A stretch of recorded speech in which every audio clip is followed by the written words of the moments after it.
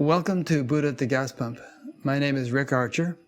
Buddha at the Gas Pump is an ongoing series of conversations with spiritually awakening people. We've done over 600 of them now, and if this is new to you and you'd like to watch previous ones, go to batgap.com, B-A-T-G-A-P, and look under the past interviews menu. This program is made possible through the support of appreciative listeners and viewers. So if you appreciate it and would like to help support it, there's a PayPal button on every page of the site. My guest today is Sadhvi Bhagavati Saraswati, PhD. She was on BatGap a few years ago, and in a minute I'll review some of the stuff we talked about in that interview, but I would also encourage you to watch it, because we're not going to recover all the things we covered then. We're going to get on to new stuff. Sadhvi is a renowned spiritual leader, author, and motivational speaker based primarily in Rishikesh, India. She's originally from Los Angeles and a graduate of Stanford University. Sadhviji has been ordained into the Sacred Order of Sannyas, which is a recluse order, by her guru, His Holiness Pujya Swami Chidanand Saraswati Ji, and has been living at Paramath Nikatan Ashram for the past 25 years. She is the Secretary General of the Global Interfaith WASH Alliance, an international interfaith organization dedicated to clean water, sanitation, and hygiene.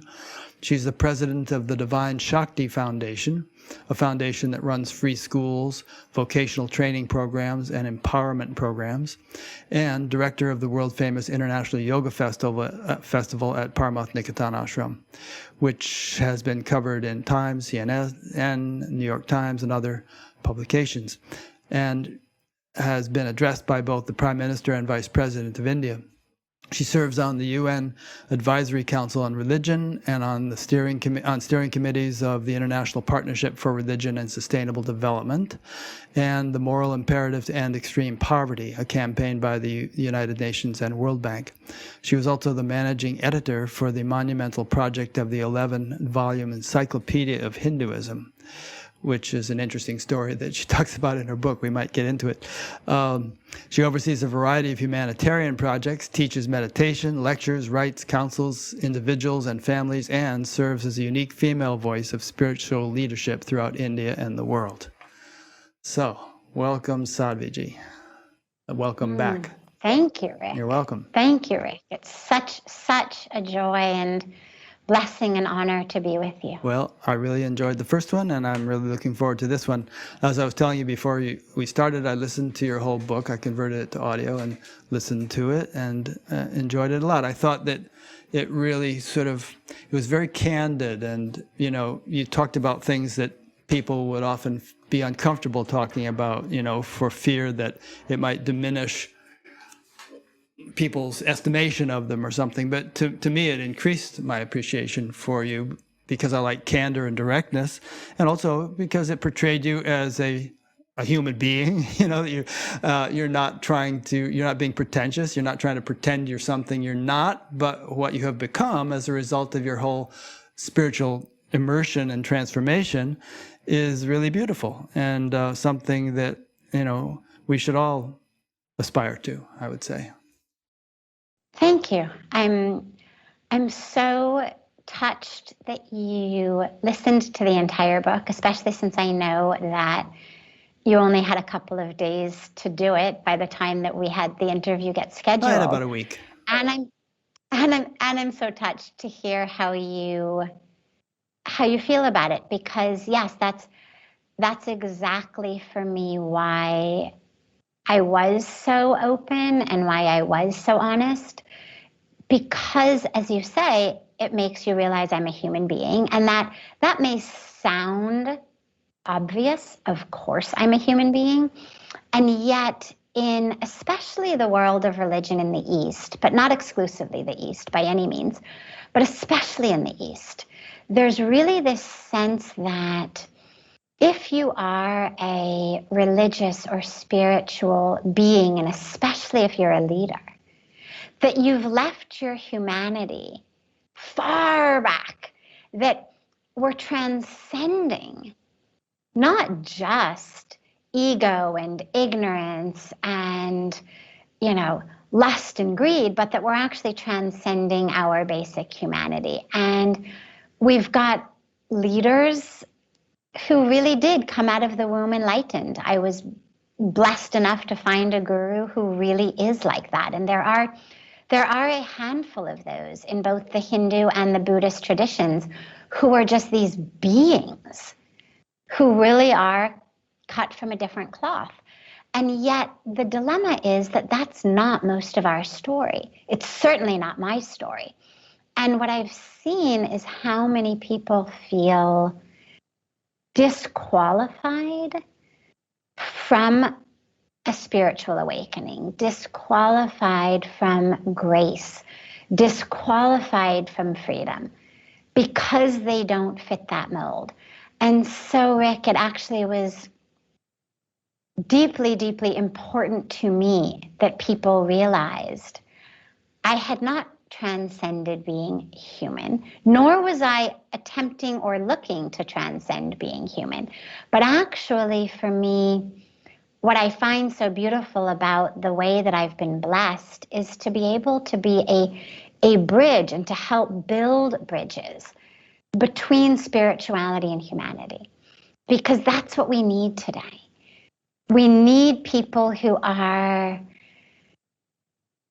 mired in struggle and conflict and anger and frustration and stress to recognize that they can become spiritual beings and that it doesn't require no longer being human. That it's not about a suppression or a repression or a denial of that which makes us human. And on the spiritual side, for those of us deeply identified as spiritual beings, to recognize that that is not a denigration of our basic humanity.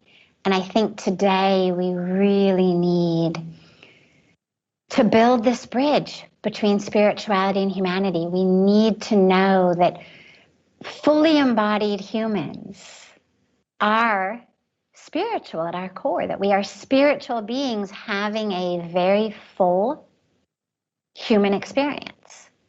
And my story is one, I think, that really shares that. And it also was really important to me for people to understand that I had not been cut from a different cloth, that I, yes, knew freedom and awakening and ecstasy and sustainable peace and joy, but that I also knew challenge and conflict and trauma and struggle, and that one does not preclude the other, and that just because we are conflicted or struggling or traumatized doesn't mean that we're not worthy of grace, doesn't mean that we cannot have the awakening experience, doesn't mean that we cannot fully know on every level that truth of who we are as divine. So I'm really glad that came out. And that's actually why we finally ended up on the title that we did of Hollywood to the Himalayas.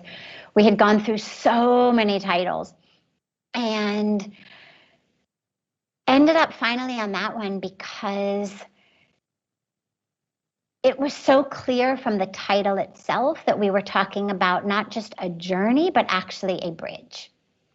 That yes, physically I journeyed from Hollywood to the Himalayas, but the story and the teaching is a bridge of that stereotypical full humanity and the struggles and the conflict of humanity that we experience metaphorically in Hollywood, but otherwise everywhere. And that spiritual ecstasy and truth and awakening and freedom that we experience and associate metaphorically with the Himalayas. Yeah, that was one of my motivations for starting this program, actually, as I live in a community where several thousand people have been meditating for decades, and some of them were having profound spiritual awakenings. And, just typical of the kinds of things that had been predicted that you would have if you meditated long enough. And they would tell friends about it, and the friends would say, "Oh, you couldn't possibly be having that. You're just Joe Schmo, you know, and you can't levitate, and you don't seem to have a big glow around you or something like that." And so they would get that kind of blowback, and then they just didn't want to talk about it anymore. And so I thought, I'm going to just take some people who are having these awakenings and do interviews with them so that people can see that their peers, that this is happening to their peers, and that it could also happen to them. Because a lot of people had adopted the attitude of, oh, well, I'm never going to get enlightened, and I think, meditation is restful, I'll just keep doing it until I die. But they'd kind of given up the high hopes with which they had started it. So anyway, that was one of my motivations for starting this. Well, it makes perfect sense, and it's such a wonderful offering, not just to your small community, but to the global community into which it has grown, because I think, number one, it inspires people that they too can have these spiritual experiences, but also it shows people a path of how to integrate those experiences, because also, as we all know, simply having that experience does not undo your humanity. It doesn't undo patterns. It certainly gives you an experience of what it is like without them. And if it's powerful enough, it may certainly, short circuit a lot of your neural networks in a way that you do become free, even in that moment of a lot of patterns. But a lot of them still stay with us. And yet what that spiritual experience gives us is the awareness of, oh yeah, that's where I'm going. That's the truth. And so we then are able to do the work necessary to peel away all of that which keeps us from living in that every moment. Yeah. I want to ask you some questions about that. Let me first briefly review some of the things we talked about in the first interview, and then I'll ask you a question. First of all, you talked about going to India, and I think it's funny, in the first interview, you just somehow obliquely mentioned you had a traveling companion. It turns out it was your husband. That was revealed in the book. So that was a whole interesting dynamic. But then you went down to the Ganga when you got there. Then you had this profound shift, and we'll talk about that more in a minute. And then, you happen to wander. I'm just reviewing some of the things we talked about in the first interview, so we don't repeat them. But then you walked through back to your hotel, and you eventually happened to find this ashram. And at a certain point, you decided, you had a voice came that you should stay here. And at a certain point, you were physically unable to walk out of the place. We talked about that, and people can hear that story in detail in the first interview. We had a detailed discussion about gurus, whether they're necessary, and all kinds of things about gurus. We talked a lot about seva, selfless service, and Paramath Nikatan, and all the wonderful things your organization there does, which I also reviewed in the introduction. And you talked about both kind of internal and external service, and seva as sadhana. And then we also talked a little bit about different paths, bhakti, jnana, et cetera, all leading to the same thing. But I wanted to come back to that initial experience you had when you arrived in Rishikesh and wandered down to the Ganges, and all of a sudden there was this profound shift in your awareness, and you really began to perceive the divine in everything, and wherever you turned your vision, the divine was kind of the predominant view, and perhaps what you were looking at, the trees or the ghat or other people or something, that was kind of in the background, and the divine had become predominant. Just elaborate on that a little bit before we proceed. So you've picked the one experience that no matter how many years go by, I don't get better at explaining it semantically. It was an experience, as you say, where we had just arrived in Rishikesh. It was the first place we came to in all of India. And there was no Google at that time. We had a 500-page Lonely Planet guidebook. And It probably took up half your luggage allowance. oh yeah, exactly. The really heavy book. And opened it up and said Rishikesh. And get to Rishikesh. And of course, I had chosen the one hotel in all of Rishikesh at that time. Now there's hotels everywhere, but at that time, 25 years ago now, there was only one hotel where the ashram in which I now live, Paramarth Niketan, where that ashram is situated. And it's also the only hotel that required us to carry all of our luggage across the bridge. And it's so interesting to me, and I won't go into this now because I know you asked about that experience, but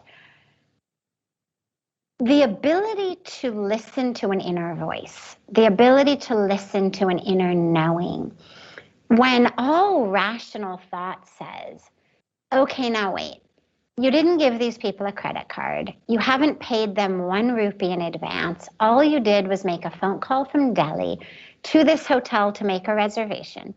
There are dozens of other hotels that you could get dropped off at right in front of right now. Why not choose them? Forget the place where you made a reservation. Why do you want to schlep your bags across, a several 100-foot long footbridge and then down a marketplace? Because of course the driver had not told us that there was a boat that would have taken us across. He hadn't told us that there were coolies and Sherpas who would have carried our bags. So we carried them.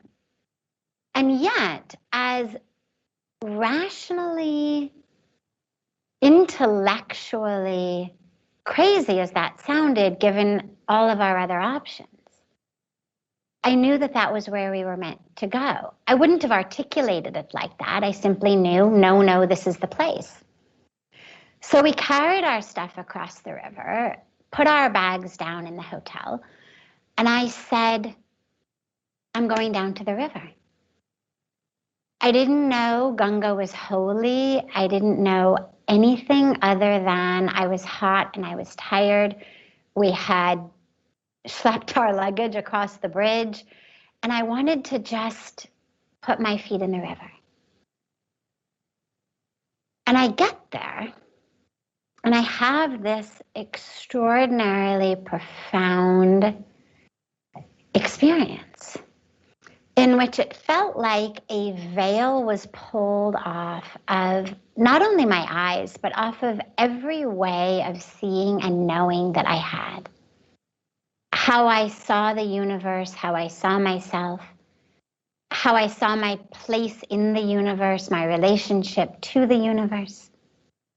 This veil was just pulled off. And you weren't even a spiritual seeker at that point, really. I mean, you went to India because you were a vegetarian and you figured you could get good food there, and your husband wanted to go. Exactly. Yeah.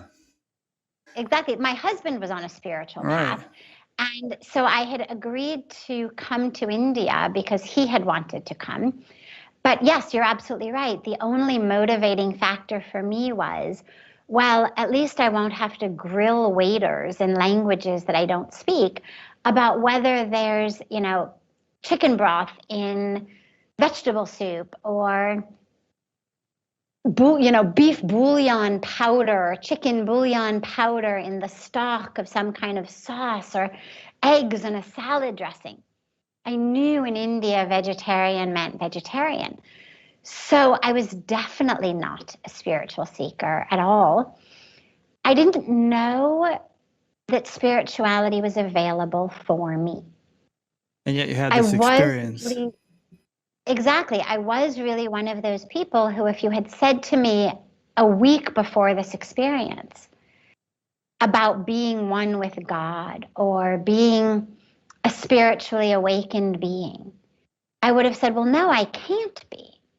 Because, and I would have given you a list of things that had happened to me, things that I had done, patterns I lived in, patterns of thought, patterns of identification.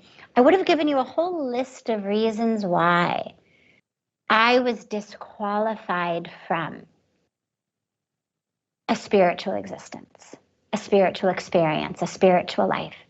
So here I am then on the banks of this sacred river, handed suddenly, spontaneously, this spiritual experience that just literally knocked me to the ground. And I was suddenly aware, not just visually, but also visually, of the presence of the divine in all. And yeah, as you described so aptly from the interview before, that presence of the divine stayed really as kind of the foreground of my visual field and of my experience. So here's a tree, here's the ghat, here's steps, here's a pillar, here's children playing. And those changes were taking place on a background level. But the foreground was divinity. And I was aware of that presence of the divine in all. And of course, I couldn't have articulated any of this. A, because I didn't understand any of it. I had no framework in which to put it. But B, because I had become completely nonverbal. All I could say for a really long time was just, oh my God, it's so beautiful. Oh my God, it's so beautiful. Oh my God, it's so beautiful. And yeah, that was the first moment on the banks of Ganga, and really the turning point for me in my life of understanding who I really am and my connection to the divine and my connection to the universe. Having read your whole book and gotten to know you pretty well through that and through our previous interview and everything, believing or understanding what I do about the way the universe works, you just, to me, seem like an obvious case of somebody who had done a lot of spiritual practice in past lives, probably in Rishikesh, and you were just primed for that breakthrough. And the sequence of events that led you there was very full of grace, and you were just kind of following your impulses, your intuitions, but they were spot on in terms of, getting where you needed to get. And do you feel the same way? And have you ever had any actual cognitions of any sort that would verify that?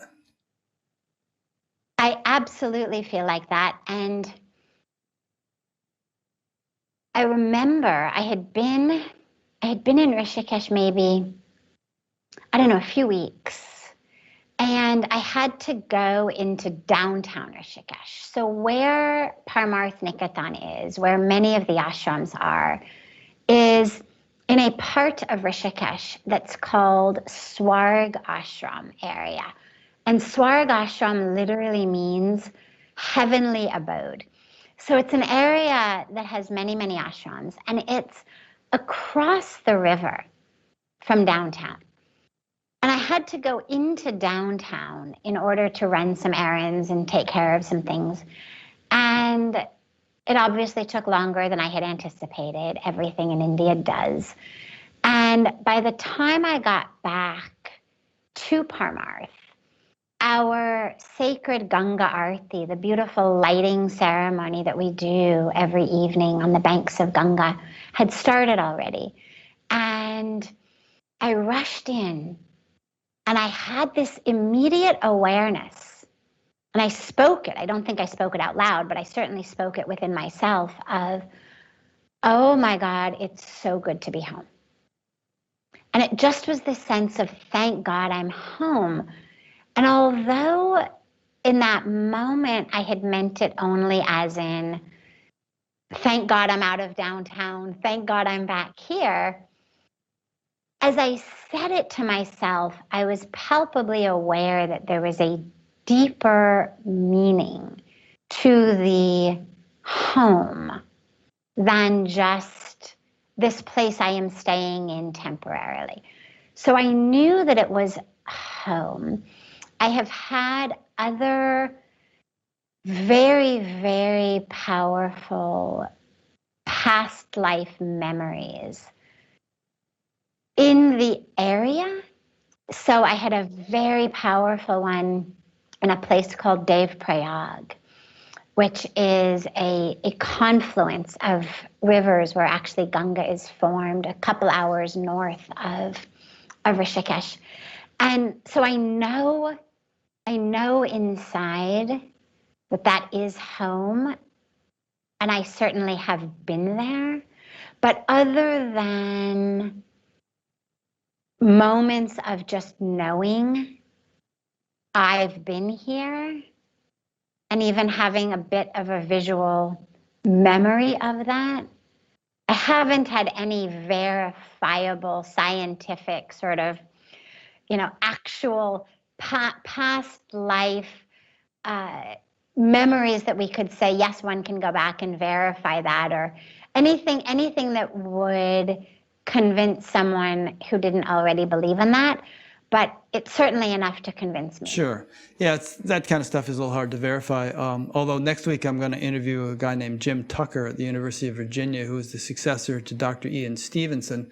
And between the two of them, they have documented thousands of cases of young children who remember past lives in great detail and and really verifiable. And so that'll be interesting. But usually as we get older, we lose those memories if we had them to begin with. That experience of divinity being predominant down by the river, I'm sure that you've obviously gained the ability to say things other than, oh my God, it's so beautiful. But so in other words, you've integrated it. But would it be fair to say that you've actually never lost it in a sense? It's just gotten more integrated, and then, obviously there's been a great deal of deeper unfolding, but that was a turning point from which you didn't retreat, I imagine. Absolutely. So yes, fortunately, my ability to formulate coherent sentences did come back. It was beautiful, though, to be just nonverbal for a while. It was beautiful. It took all of the responsibility of explaining away. And so many of us, it feels so important to us that others understand. And so we use so many words to make others understand how we feel, how we think, how we see the world, what we're experiencing. And to be just rendered nonverbal, I would open my mouth to say something and tears would just stream down my face. And I finally gave up. I finally realized, all right, I am nonverbal. And that was great. It was such a blessing. It was also a blessing eventually to be able to speak coherently again. But you're right, I didn't lose it. I've never lost that. And bear with me with a paradox for a moment. So I've never lost that experience, that awareness, that knowing. And there is simultaneously a lot of work that I've had to do and that I continually do to stay rooted in that experience. And I know that sounds like those two things can't go together. And yet, when we look at different levels of consciousness, they do. So my deepest awareness, my deepest knowing, my deepest consciousness has stayed rooted and anchored and grounded in that experience of oneness with God, oneness with all of creation, of seeing the divine in all. And yet, because reminding people of where we started, because I am very much human, I still struggle with living every moment and every minute and every second in pure awareness and consciousness. And what that means is that there are still moments that I slip into subconscious patterning. There are still moments in which someone is doing something in a way that my brain will pass judgment about. It's not right, it's too slow, it isn't intelligent, whatever it may be. And in that moment, I'm not seeing that being as divine. I'm seeing that being as an obstacle to the fact that, I really wanted to get through this line a lot faster than this checkout lady is permitting us all to get through this line. Or I really wanted to reach home a lot faster than the car going 8 miles an hour in front of me is permitting me to reach home. So on my deepest level, I'm always there. But I'm not yet at a space where I could tell you that 24 hours a day, 7 days a week, 52 weeks a year, I am living only in that deepest, highest state of awareness. It's certainly what I'm working toward, and I certainly, month by month and year by year, get closer. So the percentage of each day that I spend in that awareness is a lot higher year by year. The amount of time it takes me to get back to it when I realize I've lost it is a lot shorter. It also takes me a lot less time to realize I've lost it, to recognize that I'm passing judgment on the way somebody's ringing up items at a grocery store, or someone's driving their car, or someone's thinking about a particular political leader or a particular political argument or policy, or what somebody's choices in the world. So yes, I still live in that. Yes, that is the truth. And yes, my spiritual practice on a day-to-day basis is one of anchoring and grounding me in my own conscious awareness that knows that and lives in that every minute and every moment. Nice. Even people like Nisargadatta have said things like you just said, that, he never claimed to sort of be anchored in the absolute, 24/7. He said, sometimes there's a momentary lapse, but it doesn't, just comes right back again. It doesn't take long. And Jesus said something about not pouring new wine into old wineskins. And I think that when we have a spiritual awakening such as you had, it kind of impels us to clean up the wineskin, so to speak, to refurbish the container of that awakening so that it becomes fit to hold it. And so all kinds of changes can get kicked into high gear once we have a shift like that. And if we deny or resist the tendency for that to happen, we can get into trouble. People can become megalomaniacs, or just sort of they've got some spiritual juice, but they aren't developing the concomitant humility and innocence and surrender to divine will to handle it appropriately or responsibly. And I'm not alluding to you, of course, because I feel that you are doing just that. Handling it responsibly. Thank you. Thank you. Well, I think it comes from a space of acknowledgement of that very humanity. I think the dilemma comes, and where people get in trouble is with that shame around being human, and the shame around admitting that one isn't living in divine union or awareness of that divine union 24/7. The shame in admitting that wherever one may be on a spiritual path, however far along, whatever experiences one may have had, whatever vows one may have taken, that those do not preclude in and of themselves basic aspects of human nature from arising. What they do is give us a different way of responding to them, a different way of thinking about our choices and our actions. But it doesn't preclude the presence of the emotion or the feeling or the thought or the urge.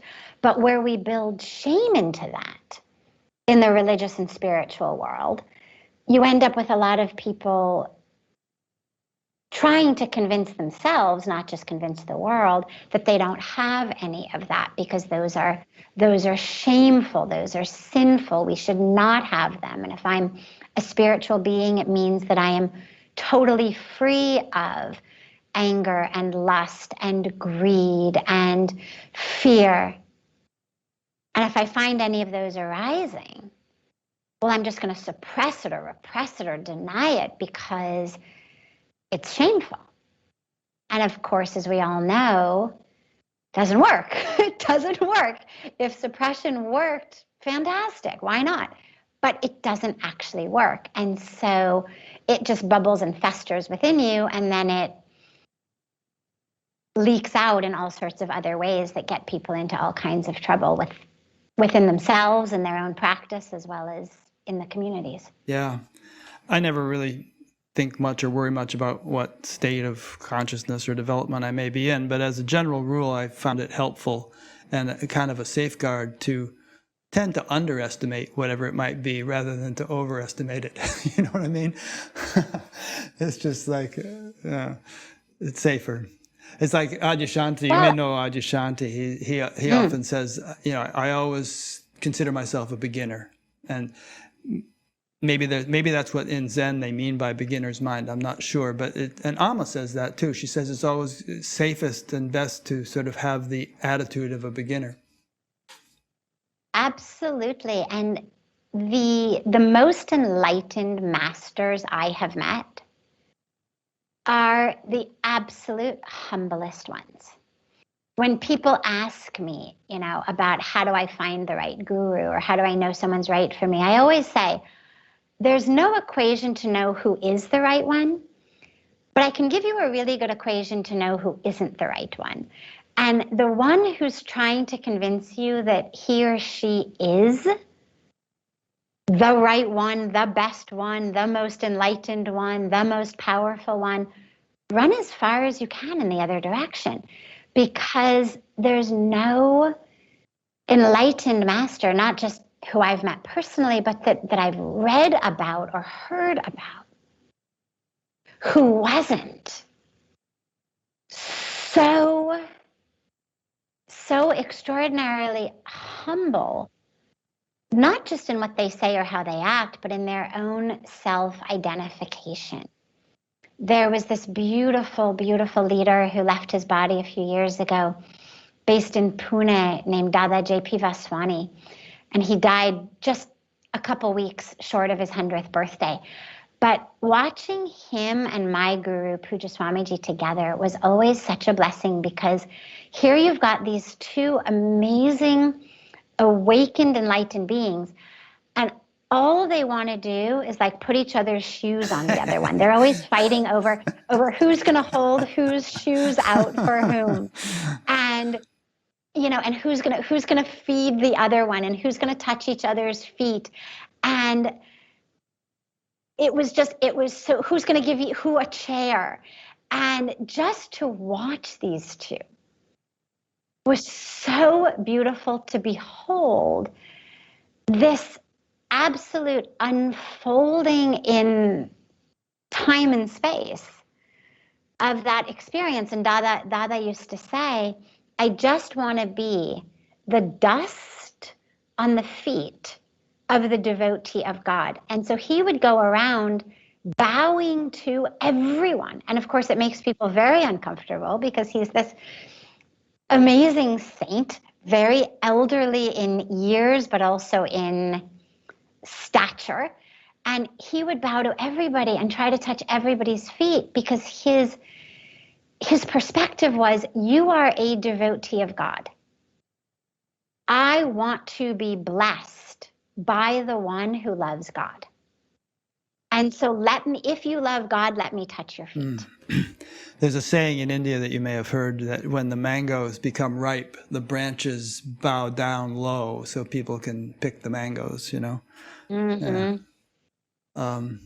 You know, actually, I meant to say that I think that was one of the things your book did very nicely, was not only not only enable us to get to know you, but to enable us to get to know Pujya Swamiji.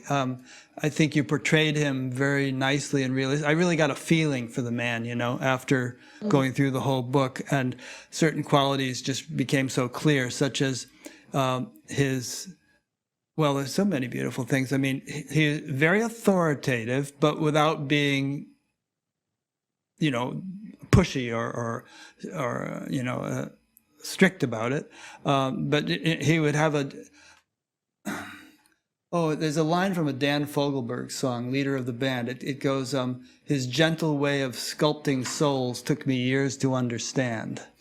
Remember that song? So that there was that. And also his absolute focus at every moment. You know, I mean, you go to Hawaii for a break, and he's sitting there ignoring the beautiful scenery, you know, working out plans for building toilets at the Kumbh Mela, you know, that kind of thing.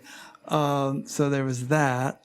And what else? Just a sort of a grace, an openness to living in tune with God's plan, whatever it may be, and a sort of a sensitivity to what it would be as he moved through his day-to-day activities, you know, just a sort of like you told me before we started this recording, he always says yes.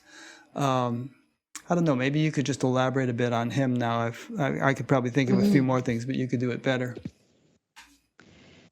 Sure. Well, I feel so deeply blessed to have found him and to be brought to him for innumerable reasons. You know, yesterday was Guru Purnima, the full moon dedicated to the Guru. And it's such a beautiful metaphor, because the word guru, the Sanskrit word guru, literally means the one who removes the darkness and who brings light. But it gets misunderstood in this way that we are dark, we are wrong, bad, and the Guru somehow magic wands us into beings of light. And it's not that at all. What it really means is that the Guru shines the light that enables us to see our own light through that darkness of ignorance. That without the grace, the blessings, the wisdom, the guidance of the Guru, we live mired in darkness of ignorance. We identify as the body, we identify as our careers, we identify as our relationships, we identify in all these ways that cause suffering for us, cause separation, and then enable us to bring suffering to others in that separation, whether it's just you're a separate being, whether it's you're a different gender or color or race or religion or sexual orientation, whatever it may be. That ignorance, that darkness of ignorance, causes suffering within us and causes us to bring suffering unto others. And the Guru is the one who shows us the light of ourselves, who shows us the truth of ourselves, which is divine and whole and complete and one with divinity. And love and truth and consciousness. I mean, whatever word we use, whether we say soul or spirit or divinity or God or consciousness, whatever word we use, that's the core of who we are, the Buddha nature. That's the core of who we are. The guru is the one who helps us see that. So the light of the guru is not a light that the guru is shining on himself or herself, but a light that the guru is shining on you so that you can see you. It's not a light of you should look at me. It's a light of you should look at you. And that really is what Pujya Swamiji has done, is he shows us the light within ourselves. And yeah, you've shared so much about him. And to me, what is so inspiring on so many levels is to just watch him move through the world and live. That humility, that total surrender to God. I mean, he's one of the most revered spiritual leaders in India. He's very frequently the representative of India or of Hinduism at the United Nations or the World Bank or the Parliament of Religions or the World Economic Forum or any of these massive international platforms. The ashram has been visited by Prince Charles, by, Vice President of India. I mean, you were giving it in your intro. He's very, very, very revered by the highest level political leadership, social leadership, religious leadership, all over. And yet, he is just the most humble, surrendered being. And one of my favorite stories about him is he meets people sitting on the floor. He always sits on the ground, no big, throne-like thing that so many of the leaders in the world of religion have, just on the ground. And that ground where he meets people it's made of something called gobar, which is cow dung mixed with straw. And it dries, and it's wonderful. It's a natural anti-bugs, and it's warm in the winter and cool in the summer. So on that gobar is a very, very thin kind of straw mat that he sits on. And he's got lots of animals that live in his garden. He loves animals and he loves flowers. And like what kind of animals? Like monkeys and birds? Monkeys and cats and birds and And he loves them all. He takes care of all of them. And in fact, we frequently get baby birds being born in the vines of his garden. And he sleeps outside sometimes with a stick by his bedside when there's baby birds in nests, because he's also got cats. And he wants to make sure that in the night the cats don't try to get the baby birds in the nest. And so in the daytime, he's there, he's meeting people, and the cats mostly stay away. But in the night, cats are nocturnal. And so he wants to make sure that while everyone's sleeping, the cat doesn't do something to the bird. So he actually sleeps outside with a stick to scare away the cat. Now, it's telling that he doesn't appoint somebody to do that, but does it himself. Oh, absolutely. Absolutely. He's I can also do it type of person. I also have hands, I have legs. Why not? I will do it. So he was sharing recently, though, that in the morning when he gets up, not when he's been sleeping outside, but normal day, he gets up and he finds that on that straw mat that he sits on where he meets people, that the cat sleeps there in the night. And he said, it's such a beautiful lesson. He said, so many people are filled with such a sense of arrogance of this is my place. This is my role. This is my asana. This is it. And he said, as long as I'm sitting on it, it's mine. And the minute I get up and go inside, well, the cat thinks it's hers. That's great. And these are the sorts of lessons that pour forth from him just in the day-to-day movement through the world of what is there to be so proud of or stuck with. Yeah, you've got your title. Yeah, you've got your Austin, your big chair, your whatever it may be. And as long as you happen to physically be sitting in it, sure, it's yours. But the minute that you're gone, whether gone because you've gone to sleep in the night or gone because you've left this earth, it's not yours. So dedicate yourself to that which really is eternal, that which matters, that which is lasting, rather than my title, my career, my corner office, my this, my that, because nothing is really mine anyway. Your story reminds me of a story of, I think it was Muhammad, who cut off the sleeve of his coat because a cat was sleeping on it rather than disturb the cat. Absolutely. Yeah. Absolutely. Well, it's good this topic came up because someone named Kieran from San Francisco sent in a question. He said, I'm desperate to find my guru. How do I find the guru? Yeah, Kieran could also be a girl's name. How do I truly make myself receptive enough for my guru to find me? Beautiful.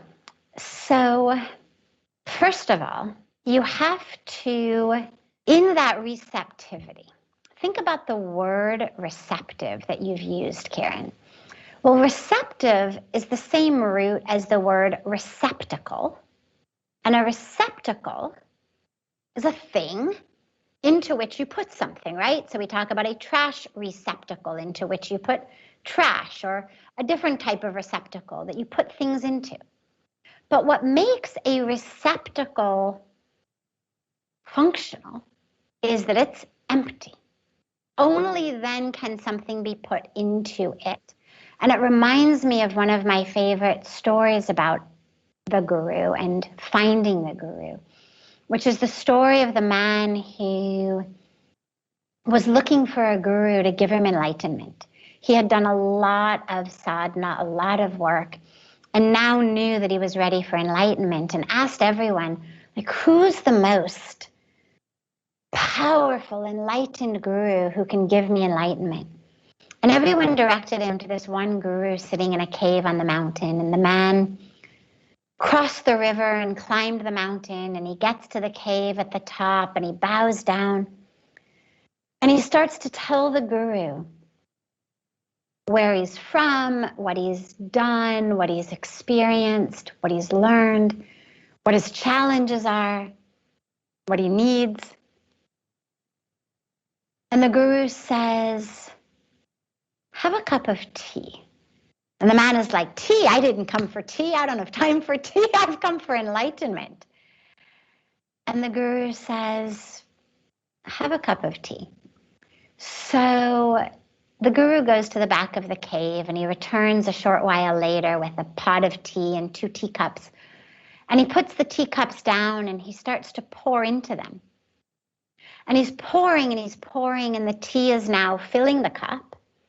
And now the tea is overflowing outside the top of the cup and onto the floor of the cave.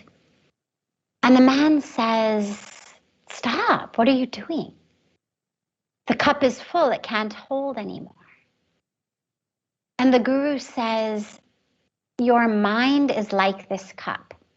You are so full of what you think you know, what you think you need, who you think you are, that there's no space in you for me to give you anything.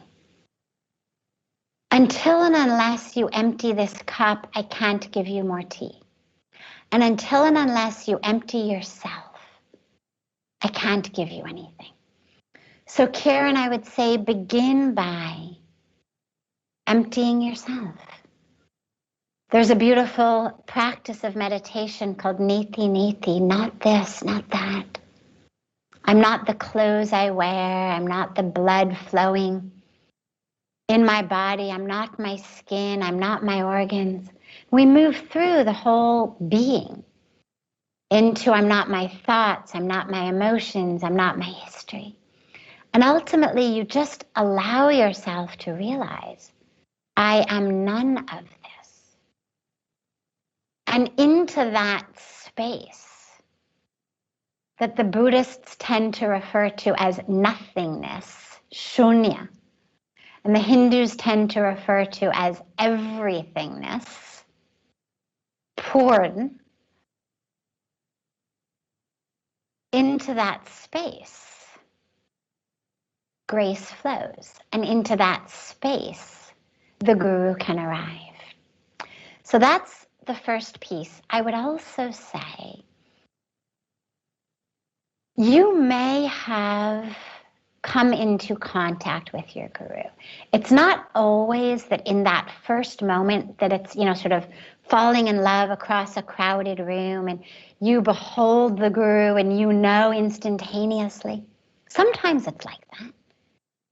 But it's not always like that, because sometimes we have to get our own egos out of the way.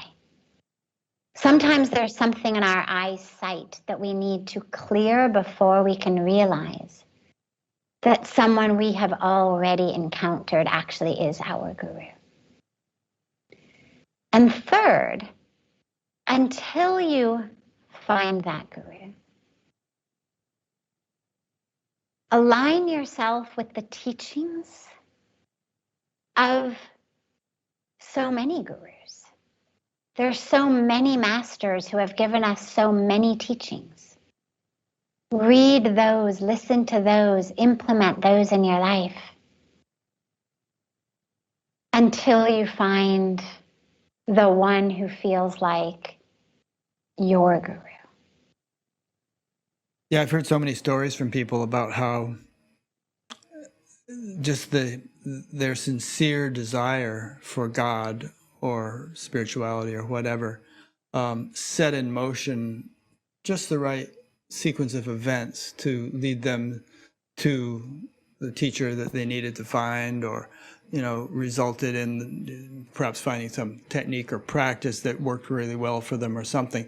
So I think Karen is on the right track in terms of the intensity of desire or sincerity of desire.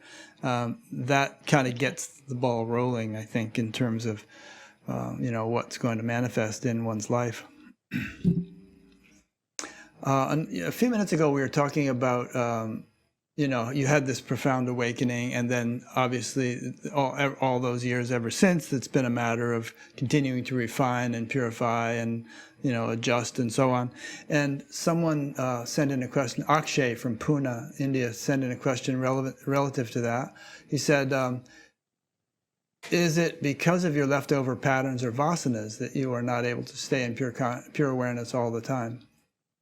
We all come into this world with karmic packages that we enter this world with. And then on top of those karmic packages that we enter the world with, we create more what in India we refer to as sanskaras. In the world of science, we would call it a neural network.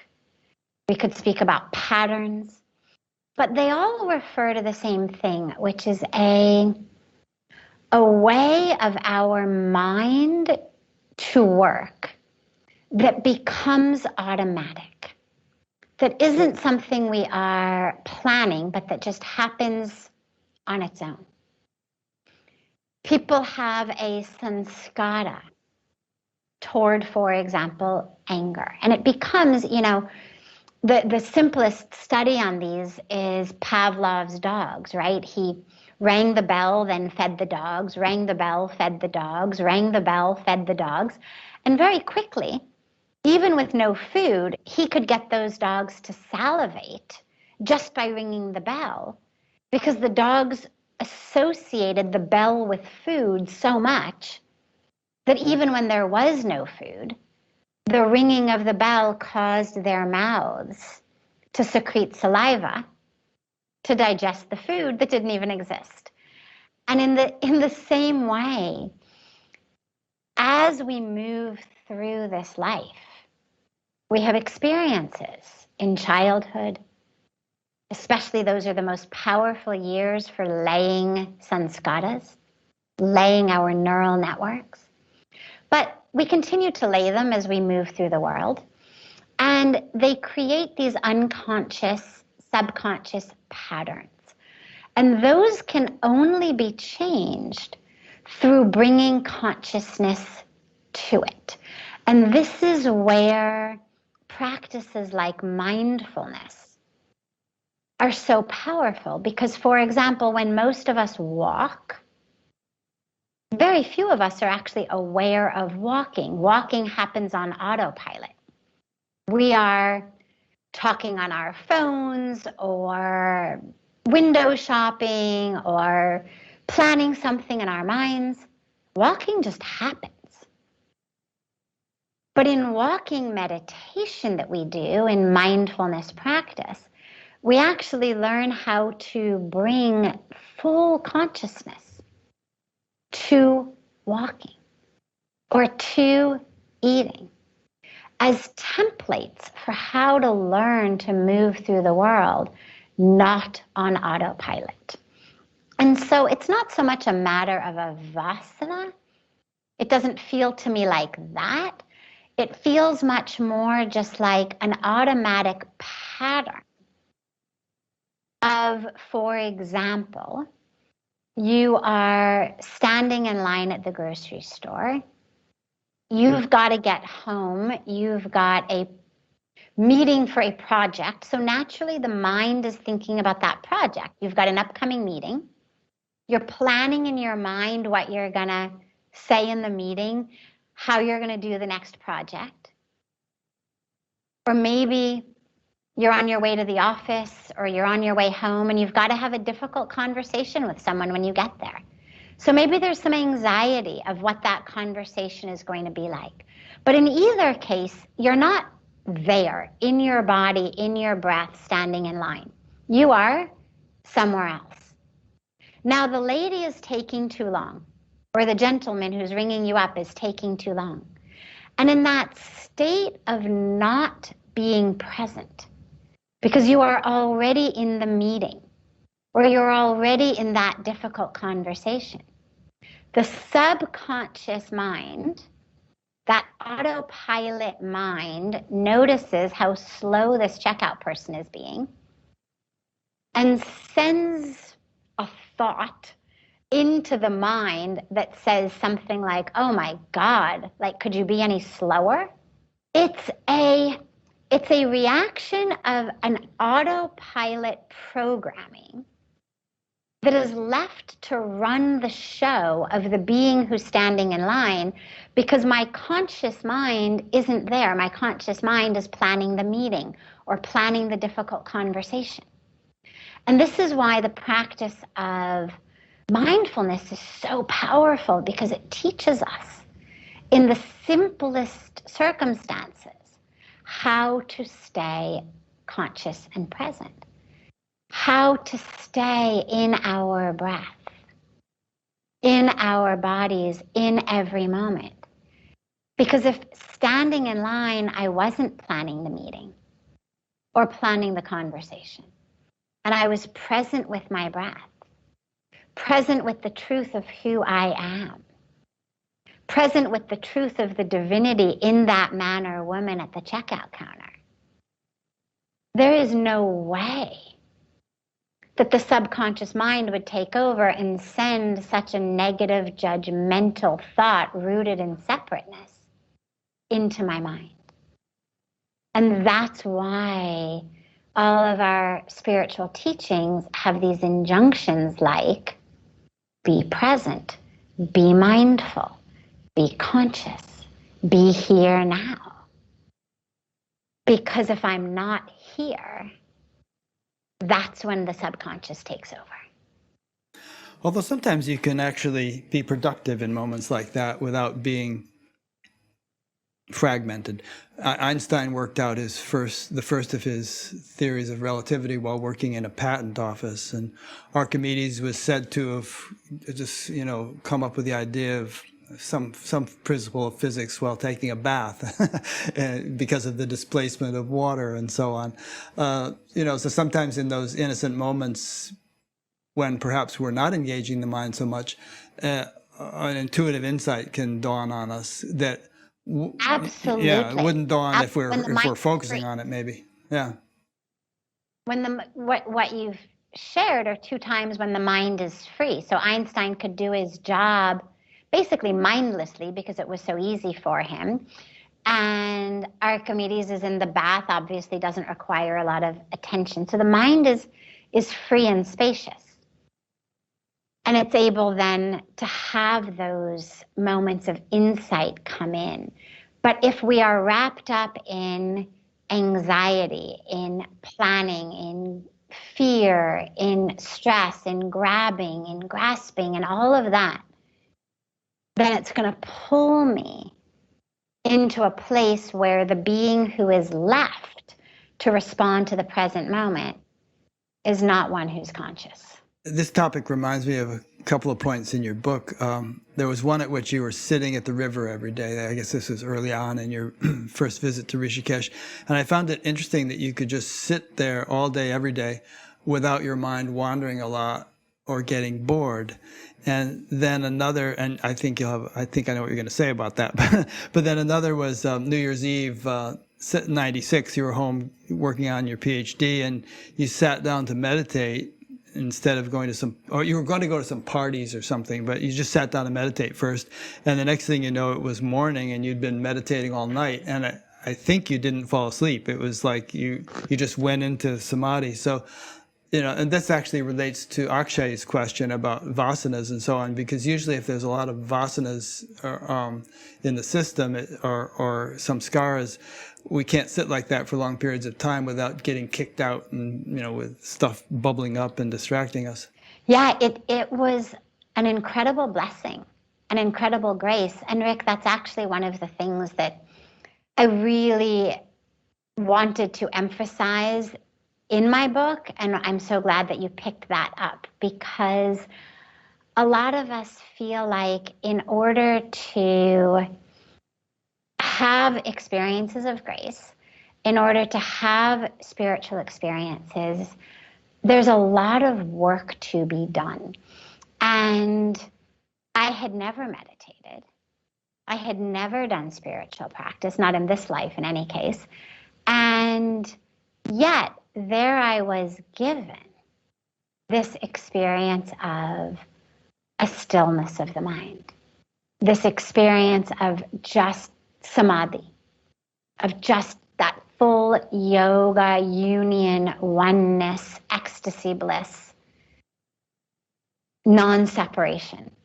And it is something, of course, that our practice of meditation enables us to get to more and more, but it's something that I was given without that as well. And so I'm glad you picked it up, and I hope that everyone who reads it picks that up, that yes, we have to do our spiritual practice, and yes, there is this incredible possibility of it happening for you now. It's not like school where until and unless you successfully complete 5th grade, you cannot under any circumstances go into 6th grade. Yeah, that's normally how most of us do it. We work through 1st and 2nd and 3rd and 4th, and we kind of move through a practice. And there is also the possibility with full surrender and full openness to the experience of grace that it can just happen. And I am far from the only person who's had this experience where, through no merit of my own, I was handed this experience. And I had it also the day when I was officially ordained into sannyas, when my guru Puja Swamiji and the other saint, Puja Swami Guru Sharananji Maharaj, when the two of them had done my sannyas ceremony together, and then together they put their hands on my head, and it felt literally as though they just commandeered my mind to stop. And I didn't even know that their hands were no longer on my head, because my mind was just so still and so spacious and so ever expanding. And again, that's another funny paradox. If it's already spacious and infinite, how can it be expanding? And I don't have a rational explanation for that, other than to say that the felt sense experience is of a spaciousness that is both infinite and also continually expanding.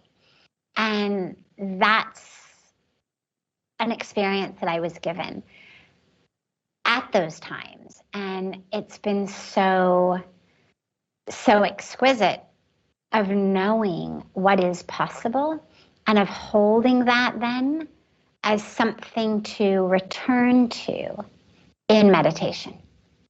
Nice. A little bit of an abrupt segue here, but another point in your book that I found very candid, and that also really told us something about Pujya Swamiji's status, was that at a certain point you developed romantic feelings for him, and unlike what certainly has happened in many other circumstances, he didn't take the bait at all. He didn't waver at all, and he really just, his reaction just made it an evolutionary opportunity for you.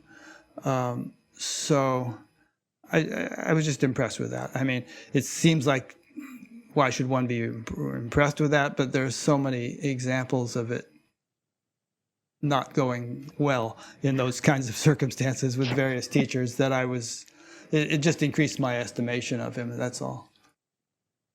Yeah, it was extraordinary on so many levels. One being the level you've mentioned, which is here you've got a 45-year-old man who has been celibate his entire life and who has a 25-year-old young woman who isn't from a tradition in which she thinks there's anything wrong with this, and basically make herself fully available, not only available, but actually wanting that.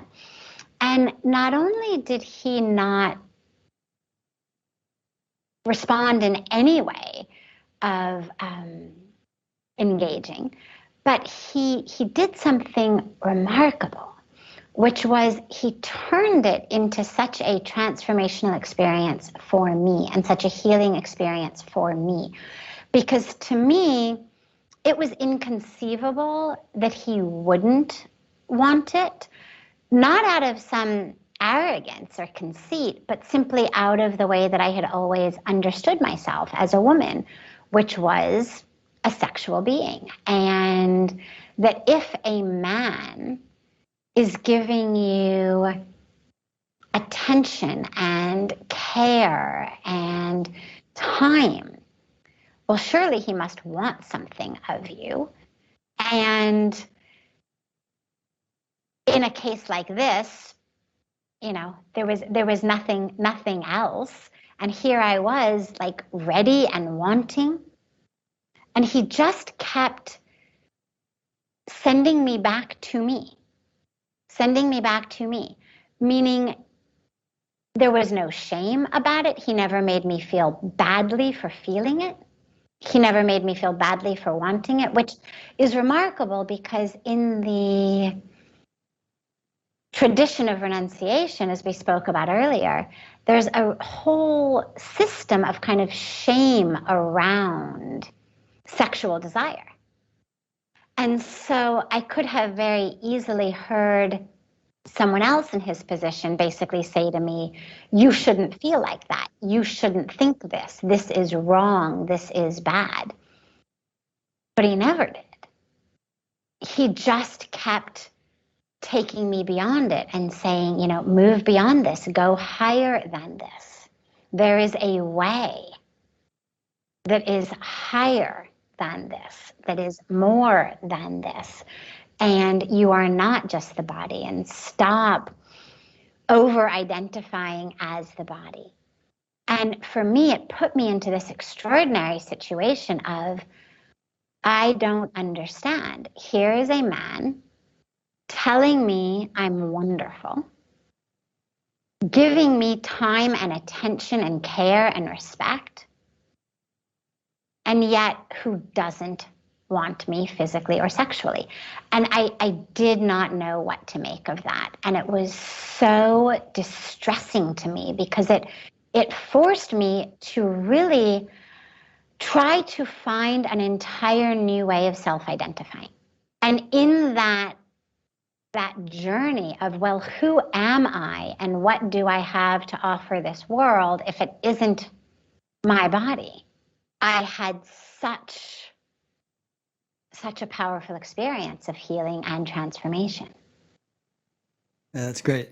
Another somewhat related story where your natural instincts kind of kicked in at a certain point was you'd already been ordained as a Swami, and all of a sudden you had this feeling, I want a baby, you know? And you went to Puja Swamiji, and he said, what? But then the interesting part of that story is you actually got one and raised her. Tell us about that. Yeah. Oh, what a blessing, Rick, of just how the universe is there for you. You know, we all, or most of us, I assume, in school or in some kind of corporate team building experience have done a trust fall where you have to just fall back into the hands of friends, enemies, colleagues, you know, and we all know that no matter how much the person behind us may be stabbing us in the back at work, or maybe our arch enemy at school, that they're just not going to let us fall on the ground. And we fall back and we're caught. And we need to learn how to just trust fall into the universe, because the universe catches us. And so, yeah, this was a time, it was early 30s. I had taken sannyas, official vows of renunciation a few years earlier. And I had this incredible, overpowering sense of just, I need a baby, I need a baby. And I remember going to Puja Swamiji and telling him this. And he says, all right, you know, no problem. Yes, theoretically, your vows were supposed to be forever, but it's okay. We'll find you a nice husband. We'll get you married. And I was like, no, I don't need sex. I just need a baby. I don't want to get married. I just need a baby. And I remember him looking at me and saying something like, you're the scientist here? Like, how? even I, the lifelong celibate, know that in order to get a baby, you've got to, you know, have a man and you've got to have sex. And it was so funny because I wasn't having yearnings for a relationship. I wasn't having yearnings for sex. I just had this like biological hormonal thing through my female body. I mean, it was very Darwinian in a way. It was just like the laws of evolution and survival of the fittest were sort of screaming in me, like, propagate, you got to have a baby, you've got to have a baby. And I sat with it. Obviously, I knew I didn't want to stop being a sannyasi. I didn't want to get married. I didn't want to break my vows. I just knew I needed a baby. And the universe sent me one in this beautiful, amazing young girl who was 4 at the time and who I really adopted. And she lived with me for quite some time. I then sent her to boarding school, and she still has her parents, and she's still, you know, with them at the moment, actually in lockdown in India. She's with them now that she's graduated from university and she's on work at home. So that relationship with them stayed, and yet I was really the one raising her and taking care of her. And her parents were very happy for that and happy to let that happen, and to realize the amazing opportunity that had been given to their child. And she became just the most remarkable young woman. She's just graduated with a degree in software engineering from a very prestigious university in South India. And she's working remotely for Deloitte. She just got hired by Deloitte. And it's such a beautiful experience of the universe really giving you that which you need in the way that you need it. And of course, along the way, and there's a lot of stories that I share in the book, but along the way, I also realized how not only was she a gift and a blessing, but she was also there to take me further on my spiritual path, because there were moments where my mind became so attached in a very maternal sort of way that I found myself kind of coming off the spiritual path, and to learn to love and to care in a way that wasn't out of alignment with my spiritual path, to love and to care in a way that wasn't grabbing and grasping, but that was loving the fullness and the essence and the being of who she is. Yeah. And it certainly had an impact on her life. She came from a poor family, and who knows what she would have ended up doing if she hadn't, come under your care. So it was a beautiful synchronistic thing. Another major theme of your book is forgiveness. You speak of your biological father having sexually abused you when you were very young. And I found it was interesting that he was a psychiatrist. One would hope that those in the profession of helping people improve their mental health would be mentally healthy. But wouldn't that be nice? Yeah, it's like, how can they function in that profession and be in such a mental state as to be inclined to do such a thing? But anyway, you dwelt on that subject very nicely, the subject of forgiveness, and there were some beautiful things you said about it. Perhaps you'd like to, we're getting short on time, but perhaps you could comment on that. Sure. Well, yeah, that was really a core theme of the pain that I suffered, and the catalyzing experience that led me into pain and conflict and suffering and self-hatred and addictive behavior and fears and so much. And Pooja Swamiji really shared with me, and I don't want to tell this story because it's in the book and it's such a powerful story of letting it go into the river of Ganga and Ganga taking that pain. But I think the core lessons around forgiveness are that we don't forgive because what the person did was okay. I always felt like I can't forgive because somehow that's going to absolve him in the universe. And it doesn't. We are not the karmic police. The universe doesn't say to us, hey, could you let me know what you think we should do with this one over here? That's not in our hands. There's a law of karma that gives fruit to seeds.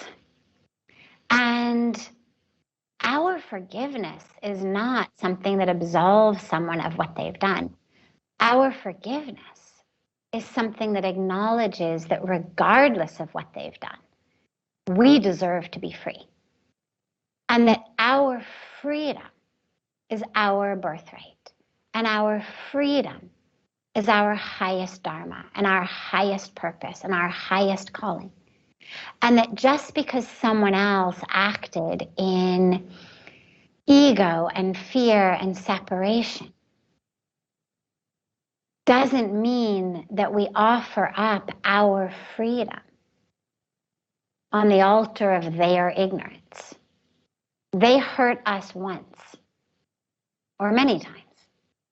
But for us to carry that pain into today is to become the perpetrator of our own abuse and to prevent ourselves from being free. And so forgiveness is that which we do when we realize that we deserve to be free. And that was such an extraordinary lesson that I was given, which is, yes, this happened to you, and yes, you are divine, and yes, you deserve freedom, and yes, you need to let go. Yeah, it's good. Remember that story about the two Zen monks walking along, and one of them, they got to a river, and there was a beautiful girl there who couldn't cross it, and the older monk picked her up and carried her across and put her down, and they kept on walking. And after a while, the younger monk said, I can't stand it anymore. Why did you touch that girl? You know we're not supposed to touch women. And the older monk said, oh, are you still carrying her? I put her down way back at the river. Yes. Yeah. Exactly. So we can burden ourselves by hanging on to these things.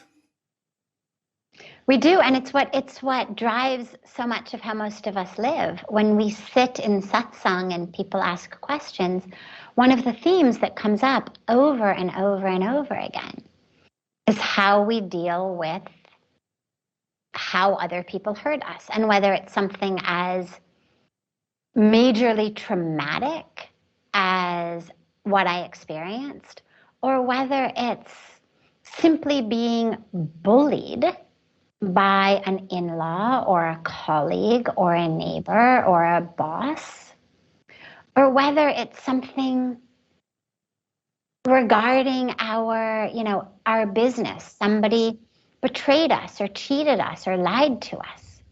Maybe in our relationships, we've been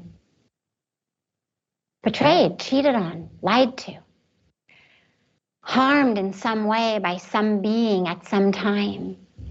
And we hold on to that.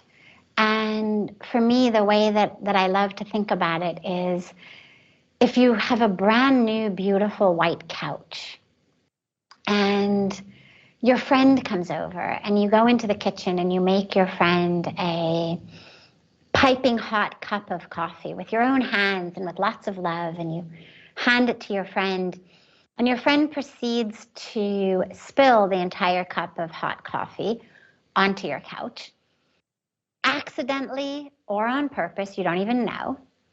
And they then stand up with no explanation, no words. They then stand up and walk out of your house. Now, what's the first thing you're going to do? You're going to chase them down the block? You're going to try to clean the couch. Exactly. Yeah.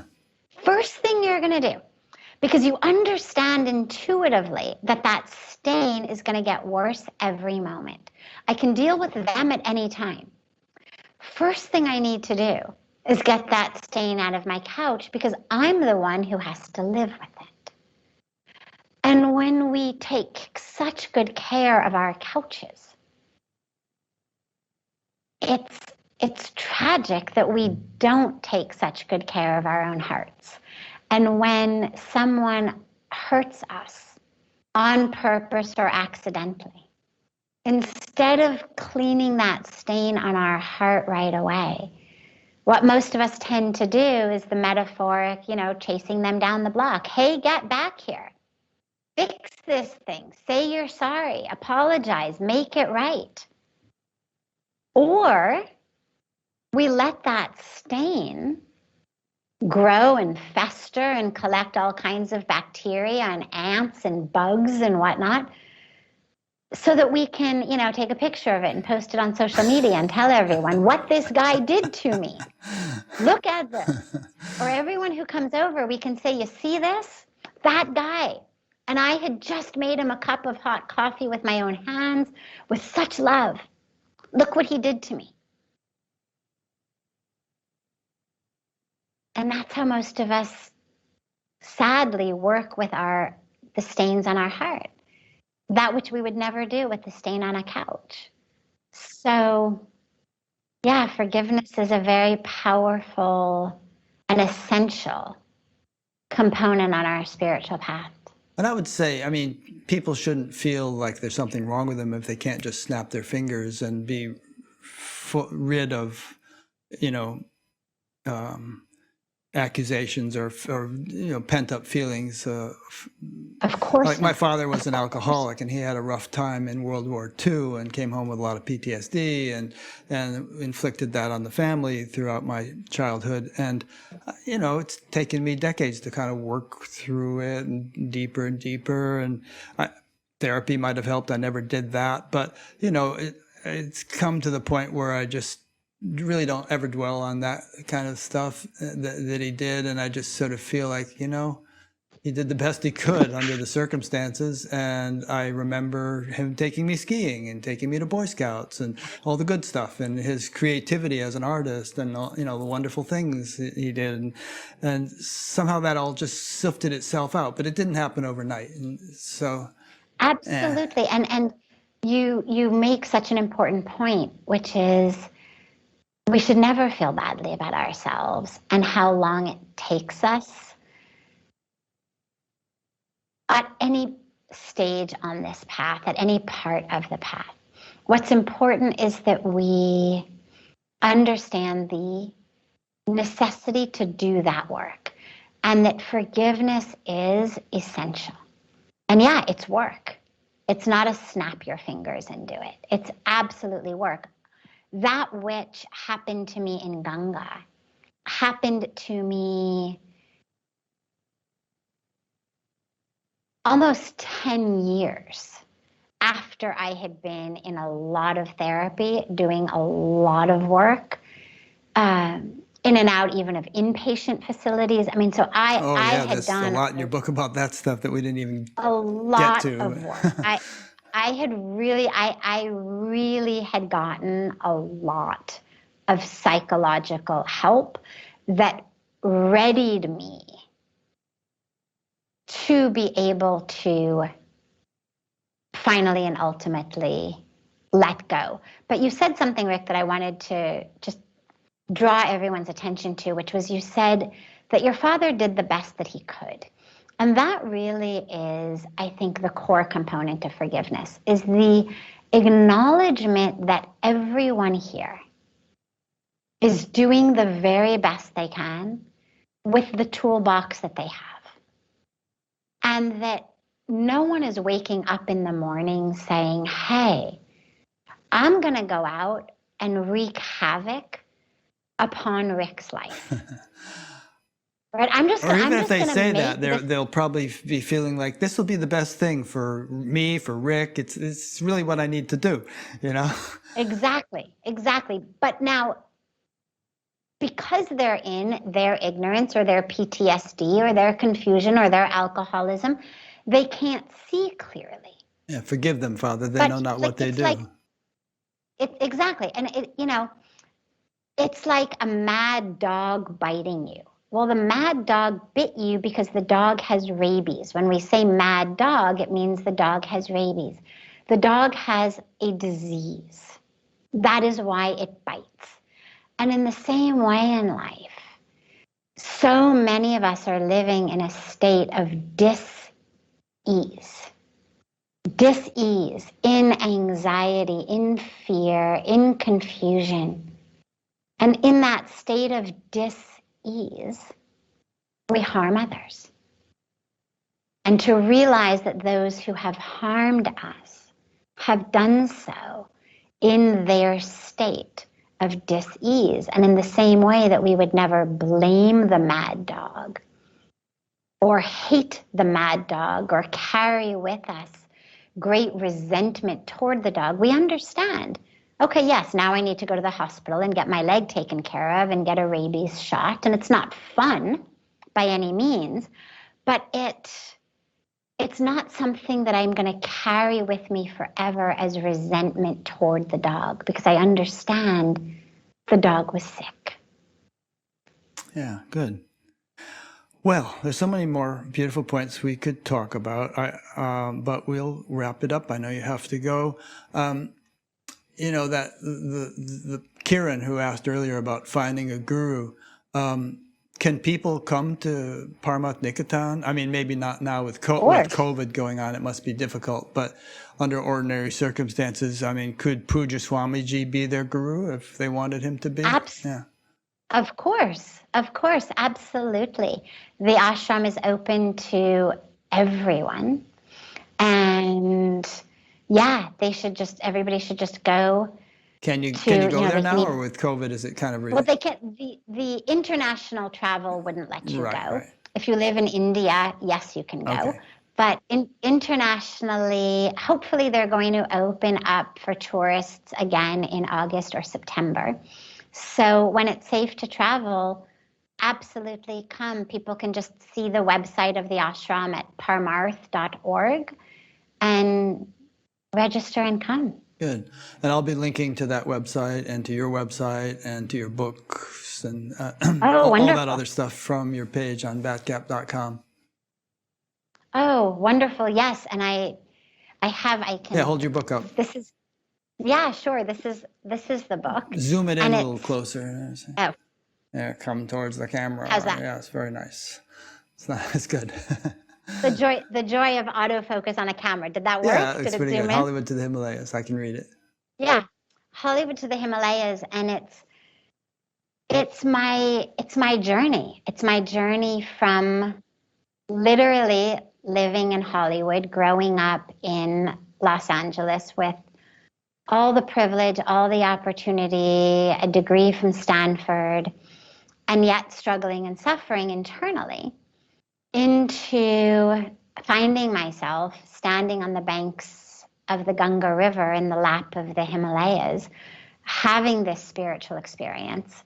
And then what the 25 years since that happened, that was 1996, what the last 25 years of living in India have given me, have taught me how I've healed and transformed. And although it's my story and it's a fascinating story, a funny story in many ways, it made me so happy to hear people say, oh, I laughed out loud, because I certainly take myself very lightly, but it was really nice to hear people say there were parts that were really funny, because the human psyche is actually really funny. The ego is funny at times. And when you can look at it and kind of laugh with it, rather than feel shameful about it or run from it, it brings a very bearable lightness of being into life. And so, although it's my story, ultimately the point is that it is your story. And it may not happen for you in Rishikesh on the banks of Ganga. It may happen in LA or New York or Paris or anywhere in this world. It doesn't matter, because the lessons that I learned are not ones that have to be learned in a specific place. That's just where I happened to be. My dharma was to be there. But your dharma is to be probably somewhere else. And wherever your dharma is for you to be, those teachings and those insights and that transformation and that healing is available for you. And so I'm very, very excited, Rick, for this book to get into the world, because I'm really knowing that when people read it, they'll realize, oh, if she can do it, I can do it. Oh, she's not cut from a different cloth. Oh, she knows freedom and samadhi and ecstasy, but she also knows stress and suffering the same way so many are stressed and suffering. And that people will be able to really see themselves in it and then allow themselves to unfold and to heal and to be transformed. So I really look forward to hearing everyone's everyone's thoughts and everyone's reactions when they get it. And you can order it right now. The official launch date is August 3rd, but if you pre-order it right now on Amazon, they'll actually have it. It says in your home on August 3rd. So you can be the first to read it. And I really do hope that everyone will share with us how it's touched you and how it's changed you and how it's opened you, because How can they share it with you? Do you have some kind of, oh, you mean like comments on Amazon or something? That kind of thing? comments on Amazon, comments on my website, comments on your website, comments on, there's a website for the book called hollywoodtothehimalayas.com. Yeah, I mean, so many on social media, so many different ways. Yeah. To just share. Good. Well, I think you did a good job with it, and I enjoyed the book. And Thank you. Thank you. I'm so happy. yeah, it was like you said. I mean, I kind of got into your world, and could feel myself kind of in your shoes, going through all the things you went through. And I think that's what a good biography or autobiography does. So I appreciate it. Wonderful. Well, thank you so much, Rick. I appreciate you and this whole podcast interview satsang, because that's really what it is, series and opportunity that you've created. I appreciate it so much, to enable people all over the world, wherever they are, to sit in the presence of truth, to sit in satsang, utilizing the powers of technology. It's a wonderful gift you are providing people with. So thank you so much. Well, I think, as you would say, or as Pujya Swamiji would say, I'm not doing it. It's just kind of, I don't know, I'm just an instrument. that feeling is very clear. Absolutely. And whether it's our Hindu tradition, Buddhist tradition, or whether it's the prayer of St. Francis of Assisi, "Oh Lord, make me an instrument of thy mercy." Mm-hmm. That's what it's all about, being that instrument. So thank you for being that instrument. And thank you so much to your whole community for being with us today. Well, thank you for being the instrument that you are. We're all sort of sense organs of the divine, aren't we? Each performing our little functions. All right. Thanks, Sadhvi. It's been great spending some time with you. And thanks to those who've been listening or watching. And as I mentioned earlier, next week I'll be interviewing a gentleman who's spent his career researching children who remember past lives, which I think is an important topic, because if that's the way the universe works, it must have a profound impact on one's psychology or mentality to either understand and accept that it works that way, or to not understand it. It must be a completely different perspective. And personally, I've always taken it for granted, at least since I got on the spiritual path, and I can't imagine not seeing it that way. But anyway, you'll see when you watch the interview. See what you think. All right, thanks. See you next time.